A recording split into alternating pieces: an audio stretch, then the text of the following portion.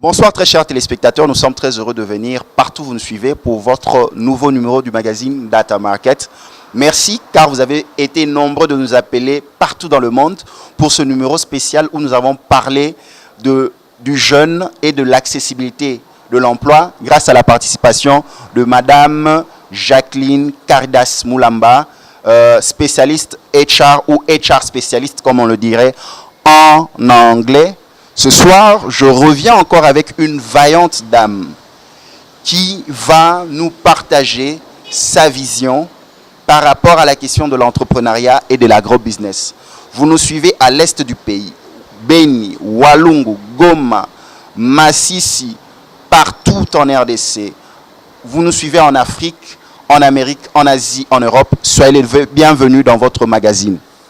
Sans plus tarder, je vous présente mon invité de ce soir, Joël Billet Schechter.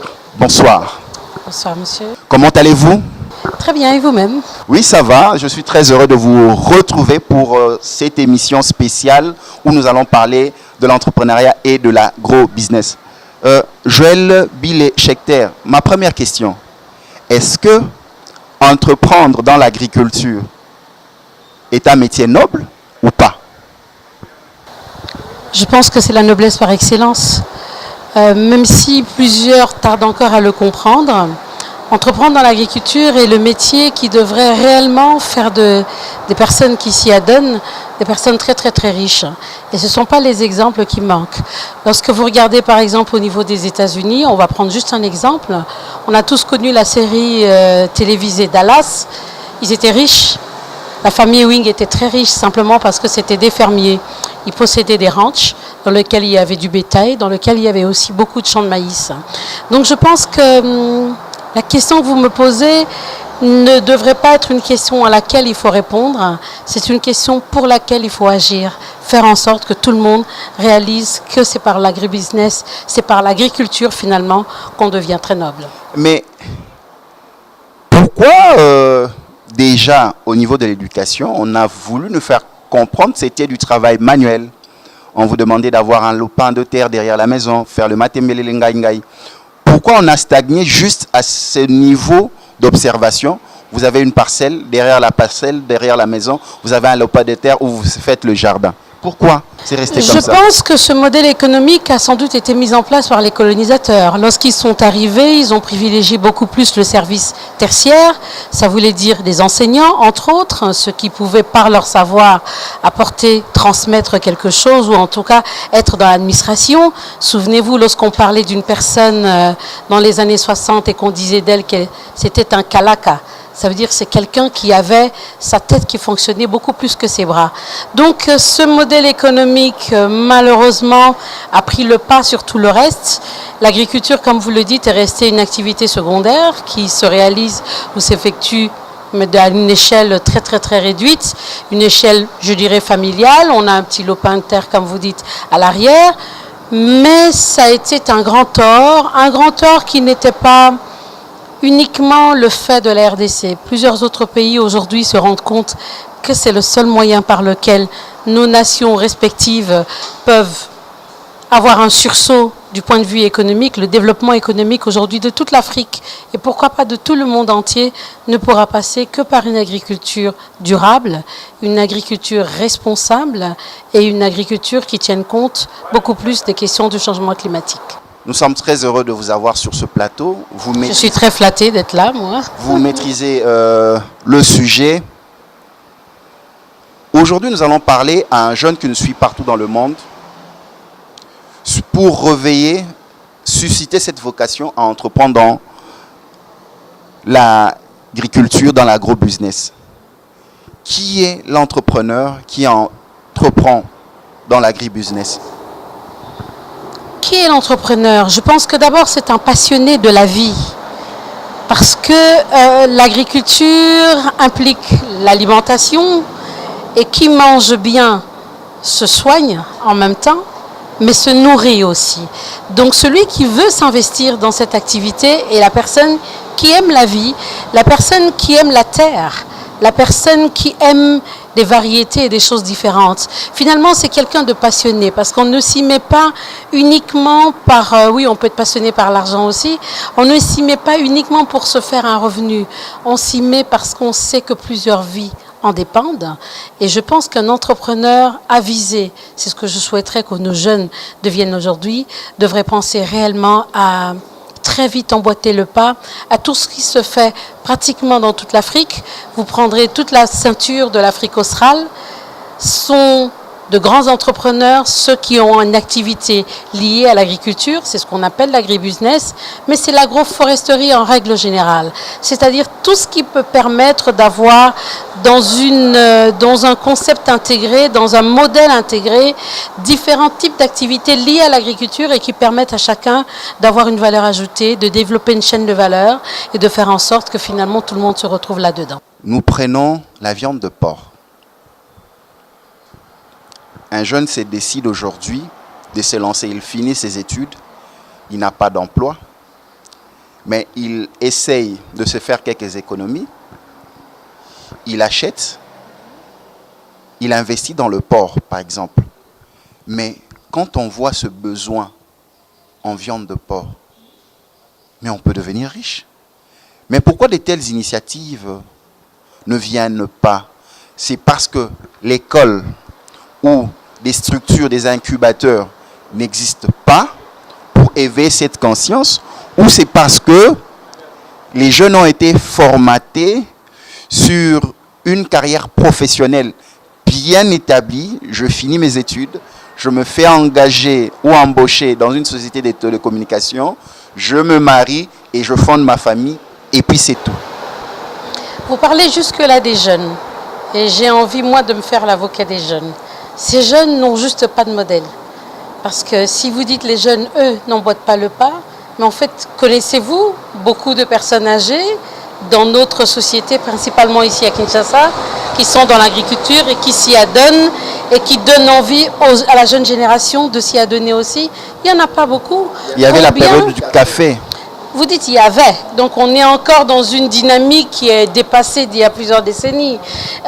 Il n'y en a pas beaucoup malheureusement. Combien connaissons-nous d'entrepreneurs congolais qui ont des cheptels de bétail, qui ont des têtes énormes de chèvres, de moutons, de vaches? Vous serez incapable de me citer un seul nom de tous ceux de la vieille génération. Donc ce n'est pas que les jeunes aujourd'hui. Les jeunes aujourd'hui vivent malheureusement, c'est une sorte d'ascenseur social. Ils vivent malheureusement dans le concept qu'ils ont trouvé, dans le modèle qui a été mis à leur disposition. Alors pour revenir à la question du porc, effectivement, déjà on dit que tout se mange dans le cochon. Ça veut dire qu'on le découpe, même son groin peut être mangé. Mais après, il faut de l'espace. Parce qu'un porc, ça ne s'élève pas en ville, ça ne s'élève pas dans les maisons étriquées comme on en a à la cité, ça ne s'élève pas n'importe où. Il faut un endroit approprié. Et on dit que le porc, c'est un animal pas très soigné, pas assez malpropre, mais ça dépend aussi dans quel concept, dans quel cadre on élève cette bête. Donc je pense que la question du jeune qui ne s'adonne pas à l'agriculture n'est pas tout à fait la vision qu'on devrait donner aux jeunes. Il faut juste cultiver et davantage insister pour faire comprendre à cette jeune génération que l'agriculture et l'agroforesterie en règle générale, ou l'agribusiness si vous voulez, est aujourd'hui le pétrole, l'or, j'ai envie de dire l'or noir, l'or verte si vous voulez, qui aujourd'hui doit vraiment être mise en exergue pour que notre génération ne regarde pas uniquement dans les secteurs bancaires, ne regarde pas uniquement les secteurs de télécommunications, mais se lance vraiment sur les travails de la terre. Et ça, des autres pays d'à côté le font déjà. Chers Congolais, j'ai envie de dire, nous sommes un tout petit peu en retard, il faut qu'on y aille un peu plus vite. Joël, j'aime votre énergie. Vous dégagez cette énergie-là. Je vous dis merci. Hein. Dans la culture africaine, qu'elle soit congolaise, qu'elle soit de toute l'Afrique, surtout ici en Afrique centrale, nos arrière-parents, nos ancêtres, on reconnaissait leur richesse par des têtes de bétail, exactement, volailles, par leurs terres, les hectares et hectares. Les étendues de terre, plus ils en avaient, plus ils étaient respectés, plus la noblesse était affichée. Aujourd'hui, ce n'est pas le cas. Ceux de la capitale quittaient la capitale pour aller en vacances au village, se ressourcer. La pisciculture, tout était bio, localement bien fait. Mais d'où vient cette cassure? Parce que quand même, dans nos gènes, on devait hériter ces atouts-là. Mais cette cassure est venue d'où? Subitement, pour nous déconnecter à notre appartenance traditionnelle de nos ancêtres, des cultivateurs, des hommes d'affaires. J'aime beaucoup votre question parce qu'elle me renvoie à deux choses. D'où vient la cassure? Je pense que les changements sociaux, les guerres, les conflits, la mauvaise compréhension de la réussite ou la volonté de réussir très rapidement, tout ça, c'est des choses qui ont dénaturé ce métier noble qu'est le métier d'agriculteur. Mais au-delà de ça, je reviens de Dakar, où j'ai passé du 1er au 5 novembre. J'ai passé donc, j'ai assisté à une conférence qui s'appelle AFSA. AFSA veut simplement dire en anglais Alliance pour des systèmes alimentaires africains. L'objectif de cette conférence est de pouvoir assurer et revendiquer la souveraineté alimentaire pour les Africains. Ça rejoint votre question. Pourquoi est-ce qu'on nous a déconnectés? Oui, nous nous sommes déconnectés parce que nous avons cru que le modernisme était ce qui nous convenait le mieux. Aujourd'hui, dans nos assiettes, l'impérialisme est tout à fait visible. On est plus fier lorsqu'on mange, allez, on va dire un shawarma. On est plus fier lorsqu'on a une pizza sur son assiette, lorsqu'on a des frites uniquement. Mais on a honte lorsqu'on doit inviter quelqu'un pour déguster ensemble des produits de la terre, mais venant directement de la terre, tels que du foufou, tels que, je ne sais pas moi, des matembele ou des misili ou des choses comme ça.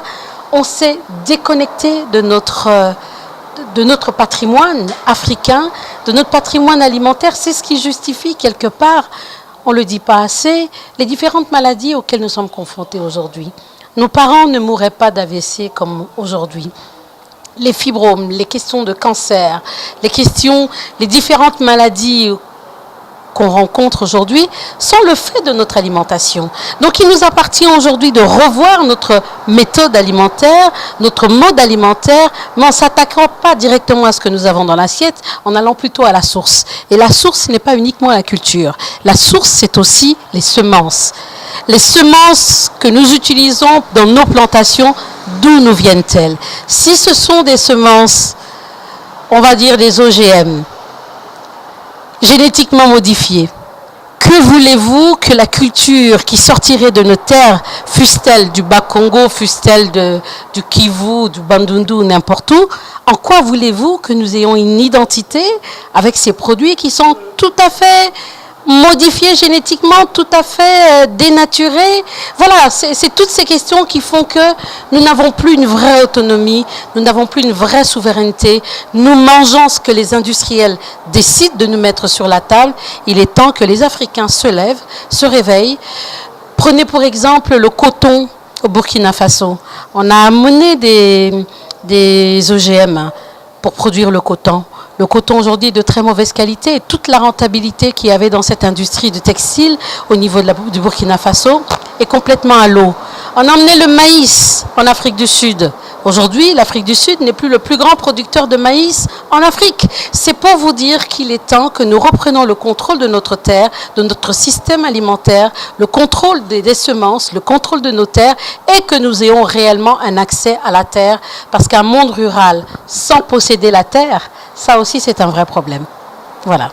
Un monde rural sans posséder la terre est un grand problème. Ça, j'aime. Vous nous prenez de court, vous êtes dans le magazine Data Market. Nous recevons pour vous, avec beaucoup de joie et de générosité, Joëlle Billet-Schechter. Elle est spécialiste dans les questions agro-business, avec elle nous sommes en train de nous entretenir sur cet éveil de conscience que la terre peut nous rendre riches. Je suis spécialiste en entrepreneuriat, mais c'est la curiosité, parce que qui parle entrepreneuriat voit derrière un revenu. Comment faire pour qu'un revenu soit durable, pour qu'un revenu soit responsable et qu'il soit pérenne? C'est ainsi que par ma curiosité, j'en suis arrivée à m'impliquer davantage dans le domaine de l'agriculture, dans le domaine de l'agroforesterie, de l'agribusiness. Et aujourd'hui, j'ai tendance à passer pour une experte, alors qu'à la base, ce n'était pas mon métier premier. Vous comprenez? Donc c'est pour vous dire que la curiosité devrait être quelque chose qui devrait tenir chacun des Congolais, surtout par les temps qui courent. Merci pour votre sincérité. Tu l'as si bien dit, entreprendre pour faire perdurer ce revenu. Maintenant, on va passer à cet exercice.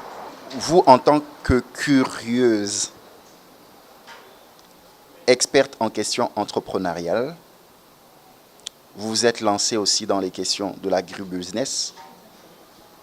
Quand on entreprend, c'est pour créer des revenus et arriver à stabiliser ces revenus, à les pérenniser pendant longtemps.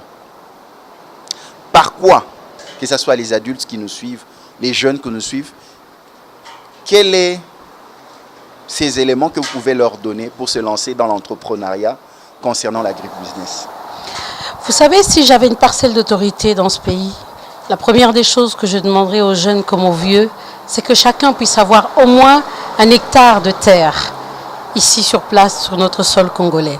Un hectare simplement permettrait de nourrir sa famille, permettrait aussi, pourquoi pas, de générer des bottes de pondou, des bottes d'autres diverses denrées ou spéculations, de façon à ce que nous puissions assurer une sécurité alimentaire. Donc par quoi est-ce qu'on peut commencer?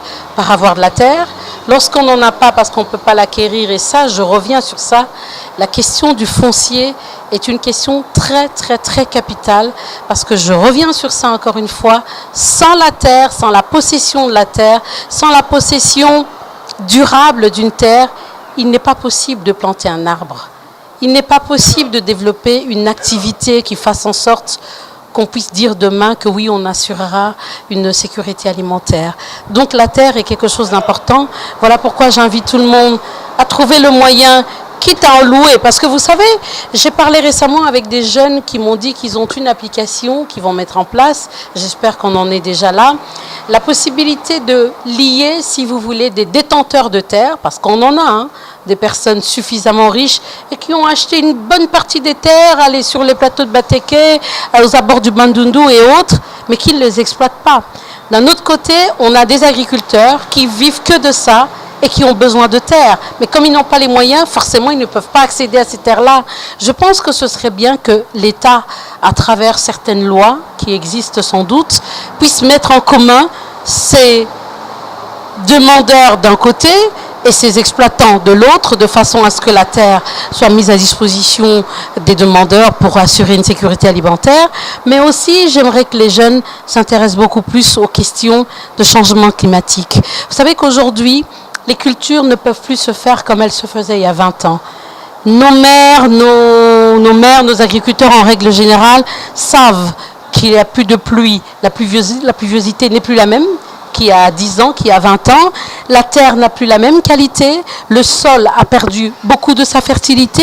Comment faire pour que ces terres retrouvent leur richesse d'antan?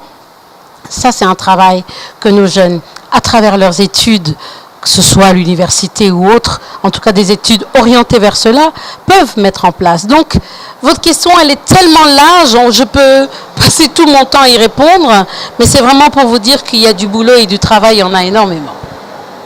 Joël Bill-Echecter, vous avez épinglé le premier point, la terre. Accès à la terre. L'accès à la terre, vous avez même suggéré qu'il y a des propriétaires terriens qui n'ont même pas... ils sont juste fiers d'être propriétaires. Voilà. C'est tout. Qui n'ont même pas mis en valeur, ils détentent. Maintenant, faire un pont, un lien entre ceux qui veulent travailler la terre et les propriétaires terriens. Vous avez parlé même de ces jeunes qui voudraient se lancer dans une application. Ouais. Voilà, c'est louable et nous les félicitons. Maintenant, deuxième point. J'ai la terre. Maintenant, quel est le business plan que je dois mettre en œuvre pour savoir, moi par exemple, Symphorien, je suis apte pour quel genre de culture entrepreneuriale dans le domaine de l'agrobusiness par rapport à d'autres? Comment ça se fait, cette identification de la capacité? Le business plan intègre plusieurs éléments. Ça intègre déjà le domaine dans lequel on veut se lancer. Est-ce qu'on veut se lancer dans la filière fruits et légumes? Déjà dans fruits, quels fruits? Des fruits à pépins, des fruits à bulbes, des fruits à écorce. Donc c'est tout ça qu'il faut réfléchir. Pourquoi est-ce qu'on se lancerait dans tel business et pas dans un autre? Parce qu'avec certains fruits, on peut produire du jus. Avec d'autres, on peut produire, je ne sais pas moi, des produits cosmétiques. Ça dépend vraiment du domaine dans lequel l'entrepreneur veut se lancer. Pourquoi veut-il se lancer? Quel est le retour sur investissement qu'il veut voir? Est-ce que c'est un retour immédiat? Est-ce que c'est un retour dans 20 ans? Est-ce qu'il n'est juste qu'un entrepreneur social et que l'argent n'est pas vraiment la première de ses motivations? Tout ça fait en sorte qu'un business plan soit quelque chose d'assez individuel, d'assez spécifique. C'est spécifique au lieu où sera produit la culture. Est-ce que ça sera sur le plateau des Bateke? Est-ce que ça sera à Mbujimaï? Est-ce que ça sera à Inongo chez moi? Est-ce que ça sera à l'Équateur?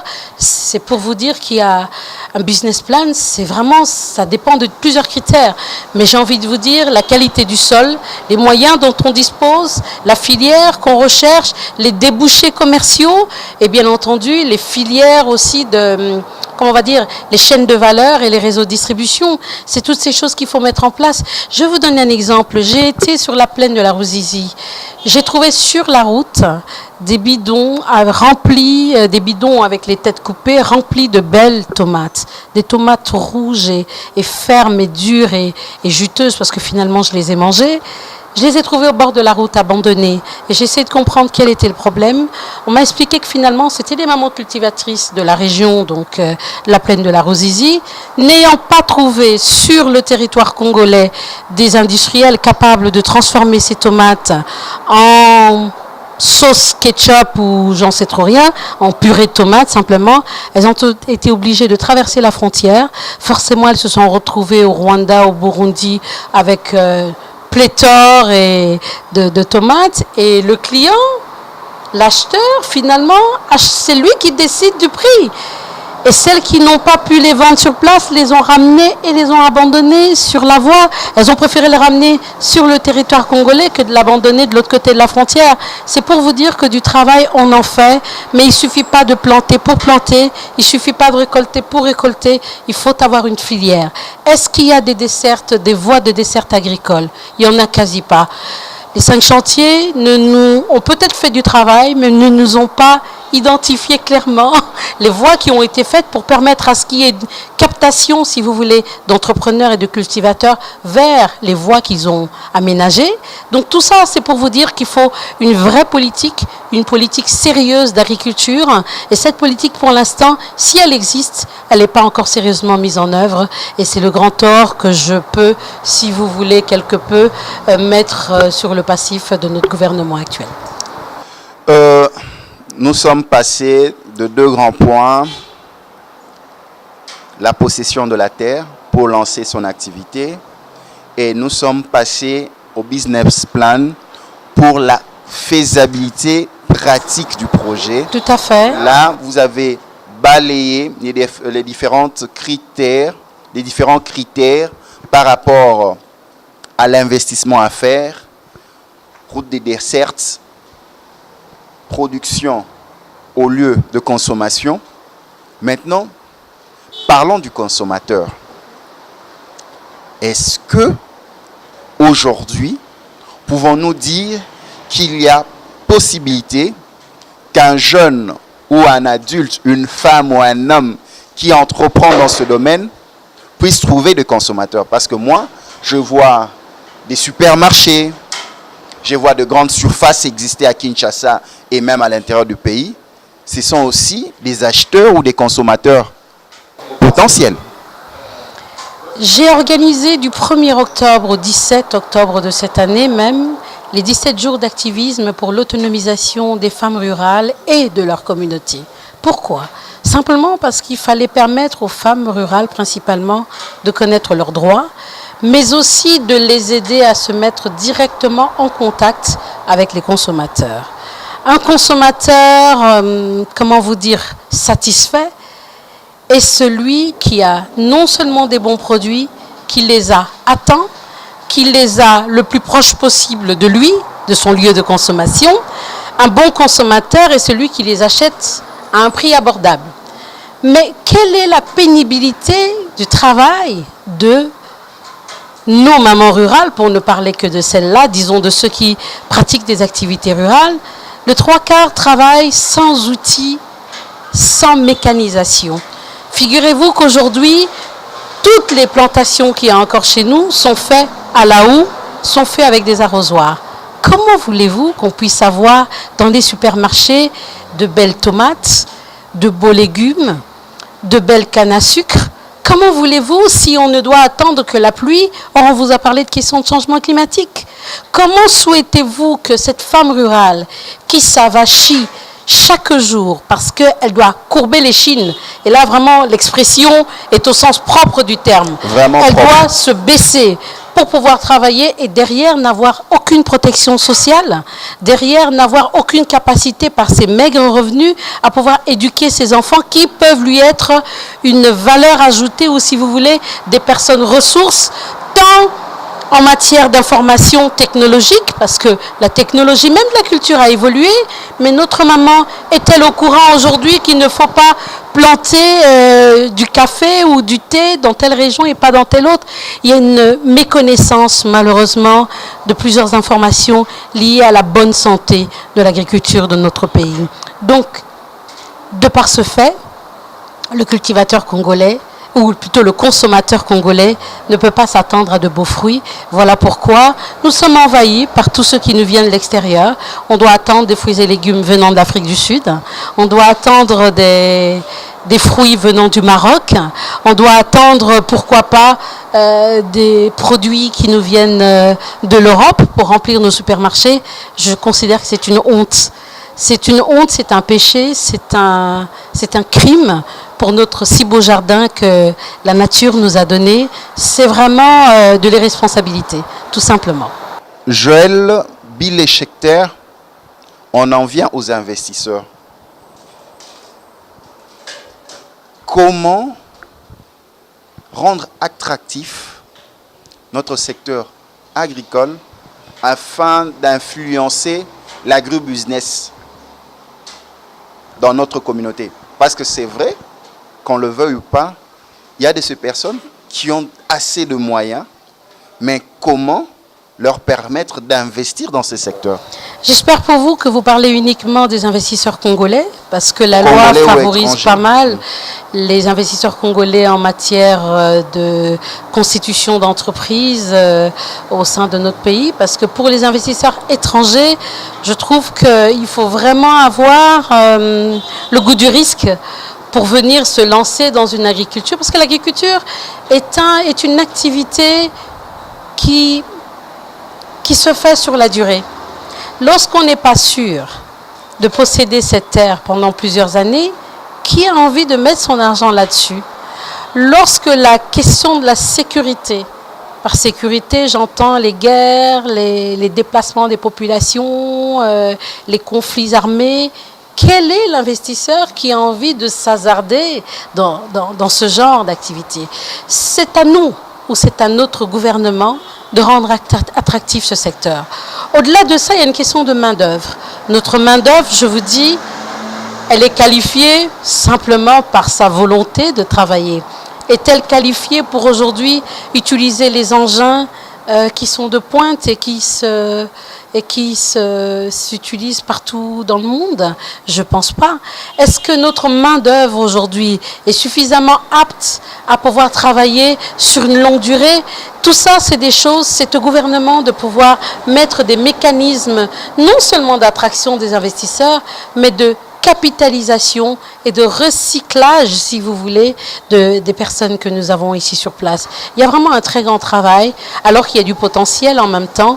Donc j'incite vraiment nos autorités à pouvoir regarder de très près. D'ailleurs, on a souvent entendu que l'agriculture était toujours la priorité dans le programme national. Que cela soit pas seulement un slogan, que cela soit réel et qu'on puisse enfin consommer des produits bio émanant de notre terre à des prix raisonnables, tout en permettant à nos femmes rurales, ou disons à nos agriculteurs en règle générale, d'être autonomes, c'est-à-dire de pouvoir vivre décemment sans être forcément les moins nantis de la société. Joël, nous sommes édifiés, nous apprenons, nous grandissons, ensemble avec les téléspectateurs. Joël, maintenant, parlons de la formation. Très bien. Parce que c'est la formation qui qualifie. Absolument. C'est la formation qui ouvre les horizons. Parfait. C'est la formation qui rend compétent. Et c'est la formation qui éveille la conscience, la prise de conscience. Est-ce que dans un pays comme le nôtre, avec des terres arables, cette capacité de faire de l'industrie agroalimentaire une effectivité, est-ce que nous ne devons pas plus pousser de ce côté par rapport à la formation, comme on le ferait dans d'autres pays, par exemple les pays de l'Ouest? La première des choses, je voudrais vraiment inciter les scientifiques, parce que nous en avons, des agronomes, des ingénieurs dans le domaine vraiment alimentaire. Nous voudrons les inciter à se rapprocher, ou l'inverse, les entrepreneurs qui veulent se mettre dans le domaine agricole, de se mettre vraiment en contact avec les scientifiques, parce que ce n'est que la synergie de ces deux composantes qui peuvent permettre une agriculture responsable et durable dans notre pays. Au-delà de ça, il y a la formation. La formation.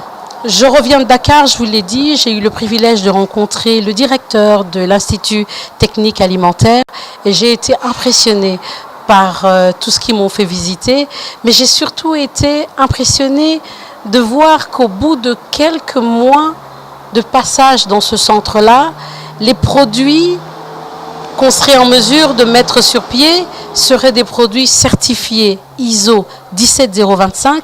Je suis revenue en me disant, mais c'est ce qu'il faut à la RDC. Aujourd'hui, nous avons le drame de produire, mais nous produisons chacun comme il veut, sans calibre, sans normes, sans standards, sans respect de quoi que ce soit. J'ai envie de dire qu'on produit au pif, à l'œil, tel que tu le sens, tel que tu crois que tu l'as appris, tel que la nature ou le pasteur te l'a dit. Chacun produit comme il veut. Mais il y a des techniques, et ces techniques, il faudrait que nous les apprenions. Si malheureusement sur place, nous n'avons pas assez de compétences, ce que je doute, aujourd'hui, nous avons la possibilité d'établir un partenariat avec des centres extérieurs, comme l'ITA dont je vous parle au Sénégal. Je n'en fais pas la publicité, mais je vous dis, je sors de là il n'y a même pas une semaine, et mon éblouissement fait que je ne peux tarir d'éloges sur ce centre dont les directeurs m'ont dit qu'ils sont prêts même à monter, pourquoi pas, une structure de ce type dans notre pays. Je crois qu'il faut, vous savez, dans les objectifs du développement durable, le 16e objectif parle des partenariats économiques. Lorsqu'on éprouve une certaine faiblesse dans un domaine comme dans un autre, il faut simplement développer des partenariats avec ceux qui sont avancés dans le secteur pour permettre une croissance inclusive, une croissance au niveau du développement économique. Et ça, je crois que nous ne manquerons pas de regarder autour de nous et de pouvoir trouver les bonnes solutions avec nos voisins ou avec, pourquoi pas, d'autres partenaires. Mais nos habitudes en famille, le parent, les adultes en famille influencent les jeunes. Toi, tu dois être médecin, toi, tu dois être juriste. Ça m'étonnerait qu'on en soit encore à ce genre de dictat. Parce que là, il y a plus de débouchés de carrière que de voir, par exemple, un jeune étudiant qui termine à Kinshasa, qu'on l'envoie être agronome à Inongo, dont je salue les téléspectateurs qui suivent Data Market maintenant. Nous avons un problème aussi de vétérinaire, par exemple. Ça, c'est juste une parenthèse. Vous terminez ici, mais on te demande d'aller travailler à l'intérieur du pays. Tu dis non, il n'y a pas d'électricité, il n'y a pas ceci, il n'y a pas d'école pour les enfants.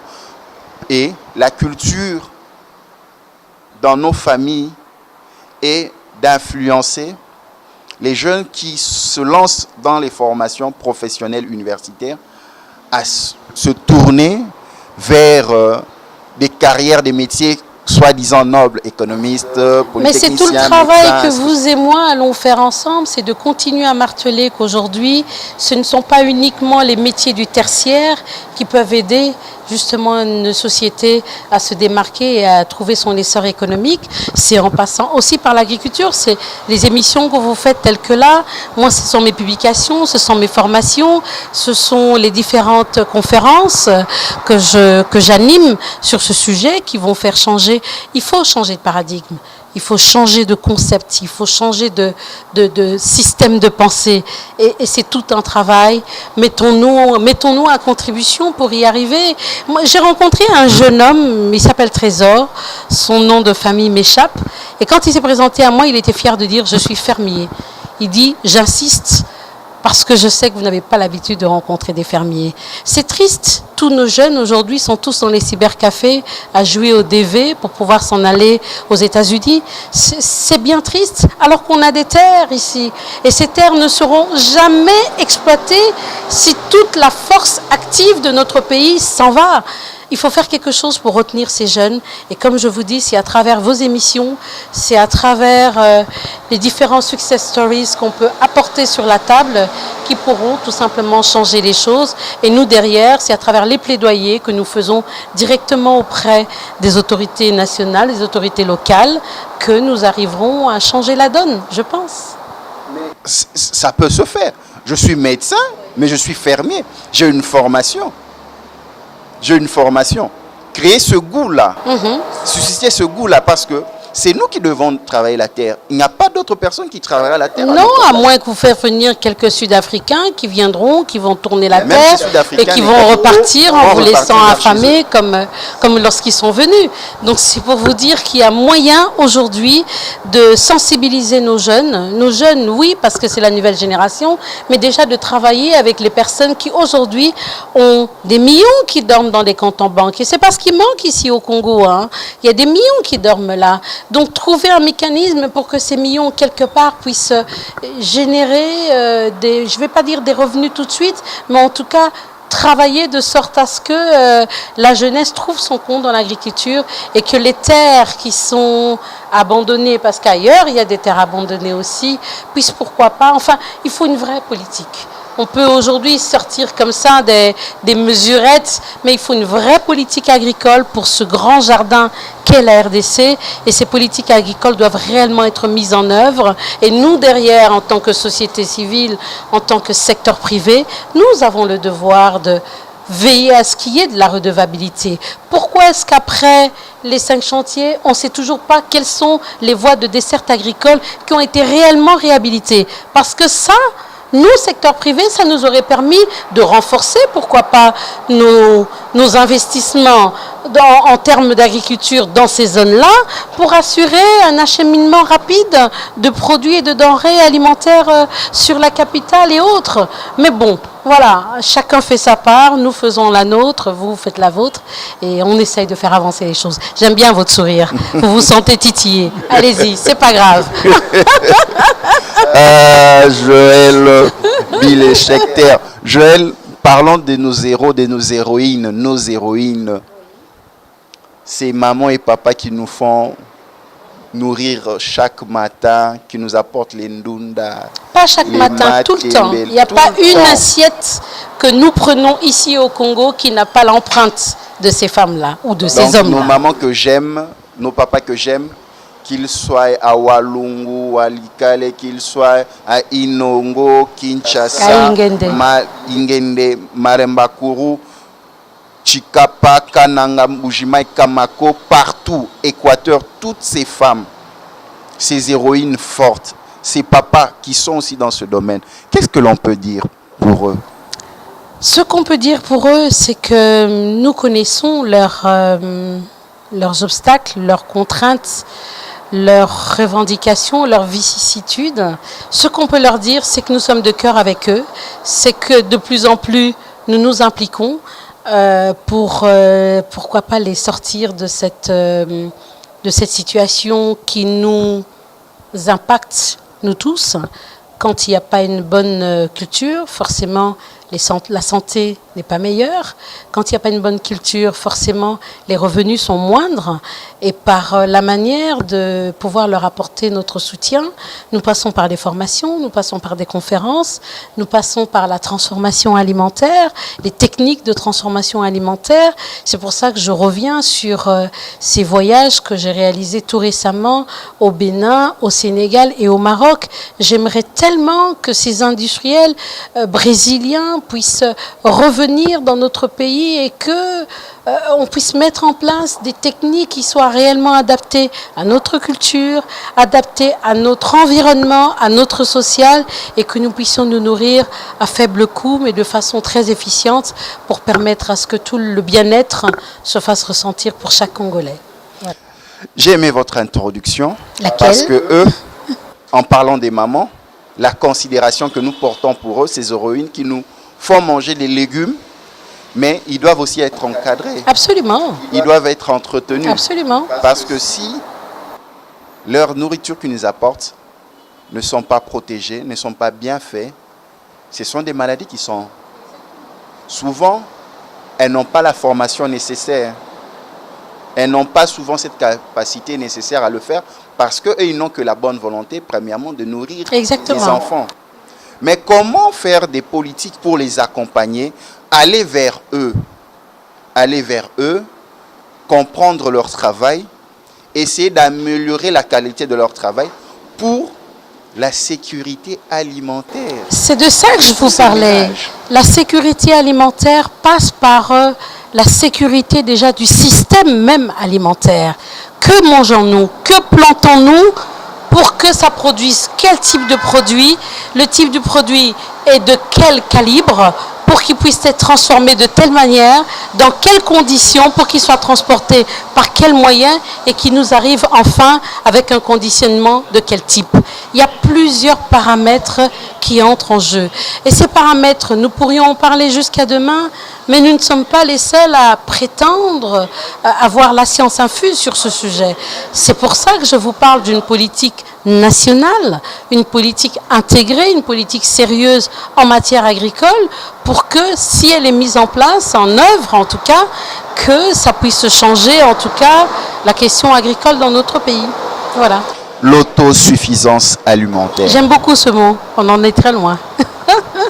Comment faire? Parce que c'est la raison pour laquelle nous voulons susciter les vocations, que les personnes s'investissent, qu'on ait plus d'entrepreneurs dans ce domaine, pour que nous puissions être autonomes sur le plan alimentaire. Pour rester dans le domaine qui est le nôtre, c'est-à-dire le domaine des médias, moi je vous inviterai déjà à faire en sorte qu'il y ait moins de séries venues d'ailleurs, du Nigeria ou de l'Amérique latine sur nos écrans de télé. Passer davantage des émissions liées à l'agriculture. Lorsque le dimanche, par exemple, je suis sur le câble, je regarde des tonnes d'émissions du Burkina Faso, du Mali, de la Côte d'Ivoire, du Cameroun, qui édifient leur population. Mais chez nous, le dimanche, c'est musique. C'est un problème de stratégie communicationnelle. Au-delà de la communication, c'est un problème de changement de paradigme. Et le changement passe par la communication. Le changement passe par l'information, par la formation, mais aussi par un encadrement. Et cet encadrement est mieux fait lorsque c'est l'État qui prend réellement sa responsabilité en main. Donc, l'État et nous aussi la communauté. Et la communauté, bien entendu. Parce que la communauté, elle peut tout changer si elle le veut. Nous tendons déjà vers notre dernière ligne droite de ce magazine si riche, où nous avons appris, où nous avons grandi, où nous avons changé notre façon de voir les choses. Tu vas partager ton expérience à cette jeune femme qui te suit, à ces jeunes qui te suivent partout, au Sénégal, Mali, en RDC, ces jeunes qui souhaitent s'élancer, mais ils ne savent pas trouver sa voie. Comment tu peux parler directement à son cœur? Parce que rien n'est facile dans l'entrepreneuriat. Absolument. Absolument. Ça devient presque ésotérique, ça. Comment parler à son cœur? Bon. Il faut déjà que je sois en contact avec. Et si c'est le cas, leur démontrer combien aujourd'hui l'économie des pays voisins est pour la plupart basée sur leurs produits agricoles. Le Rwanda, par exemple, vend son thé, le Rwanda vend ses fleurs. Ils ont à peu près le même climat que l'Est de notre pays. Je n'en connais pas beaucoup de producteurs de fleurs par là. Voici, si ça peut permettre de susciter leur éveil patriotique, voici des exemples qu'on leur donne. Comment ça se fait que le Sénégal, d'où je viens, où il ne pleut quasi pas, on trouve autant de si beaux fruits et légumes, autant d'arachides, autant de riz transformés, et que ces gens soient, que cette nation soit celle qui est une des rares à commercer avec les États-Unis et le Canada via l'AGOA. C'est une façon de susciter l'éveil. Par où commencer? Mais par s'informer. Je vais dire, aujourd'hui, on a la possibilité d'avoir Internet. Internet, c'est pas uniquement pour passer par les réseaux sociaux et publier sa photo parce qu'on a une nouvelle chemise ou une nouvelle paire de lunettes ou une nouvelle coiffure. Les jeunes doivent s'informer. Il y a des formations très très courtes qui ont lieu au campus, par exemple. Il y a des formations qui ont lieu dans différentes organisations paysannes. Il y a ici des organisations non gouvernementales telles que Caritas, Oxfam, PNUD, qui organisent ce type de formation. J'aimerais tellement les inciter à s'intéresser à ce genre de choses parce que c'est ce que j'ai fait. C'est comme ça que j'en suis arrivée à me passionner pour la terre. Bon, il faut dire que j'ai le privilège d'avoir un mari qui est agronome aussi, de formation, même si c'est pas vraiment de ça qu'on parle à la maison. Mais c'est pour vous dire qu'il faut se passionner pour le pays et trouver le moyen de trouver sa voie. Voilà. Joël Billet-Schechter, qu'est-ce que nous pouvons retenir de votre passage dans ce numéro du magazine Data Market? Qu'est-ce que nous pouvons retenir? Bon, nous allons ensemble retenir que l'agriculture dans notre pays est vraiment l'activité majeure qui permettra l'essor et le développement économique de notre pays, que cette agriculture doit être mécanisée. Arrêtons de donner des houes et des arrosoirs à nos agriculteurs. Arrêtons de remettre des tracteurs à des copains et à des copines. Remettons-les directement aux exploitants qui en ont besoin. La question du droit foncier doit être vue à un niveau, mais vraiment étatique, un niveau gouvernemental. Le pouvoir des chefs coutumiers qui vendent des terres beaucoup plus aux exploitants miniers plutôt qu'aux populations qui doivent la travailler pour des besoins agricoles, ça aussi, ça doit être vu par nos populations, mais aussi travailler sur la question de responsabilité sociale des entreprises, des grosses entreprises qui se mettent en place. Qu'est-ce qu'elles redonnent à la société? Le meilleur moyen de payer nos communautés, c'est de les aider à travailler la terre à travers des outils à mettre à leur disposition, à travers la protection sociale, à travers des cultures adaptées au changement climatique. Et enfin, j'aimerais dire, il faudrait que nous nous formons et que nous nous informons sur le sujet. Voilà. Merci. Partout où vous nous avez suivis, c'était votre nouveau numéro du magazine Data Market où nous avons reçu une grande dame, Joël Billet-Schechter, avec qui elle a partagé sa vision entrepreneuriale dans l'agro-business. Merci Joël. Je vous remercie infiniment de m'avoir. Je ne pense pas que ce sera la dernière fois. Ça dépend. Si vous m'invitez, je reviendrai. Merci à la grande équipe de Data Market. Au prochain numéro. Ciao.